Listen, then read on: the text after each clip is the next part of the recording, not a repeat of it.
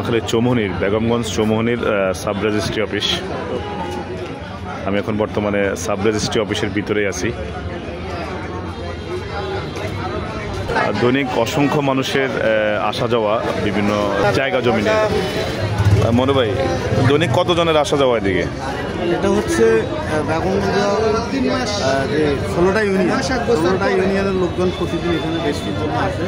আচ্ছা আচ্ছা। তো এক একটা ইউনিয়নে অন্তত 6টা বা 10টা 11টা 12টা করে মুজা আছে। আচ্ছা আচ্ছা। ওই মুজা অনুসারে রেজিস্ট্রি হয়তো সবাই এখানে আসে। রেজিস্ট্রির জন্য এখন ডাটা গ্রহীত হয়, কিন্তু এর সাথে সাক্ষী আছে, ডাটা গ্রহীতা এবং বিভিন্ন অনেকে আছে দেখার জন্য, অনেকে সাক্ষী, অনেক কিছু বুঝছি। সব কিছু মিলে আসলে এখানে প্রতিদিন হাজার খানিক লোকের উপরে আসা যাওয়া হয়। এই যে অসংখ্য মানুষ, আপনার কেউ অপেক্ষায় আছে, আবার কেউ ব্যস্ত সময় পার করতেছে।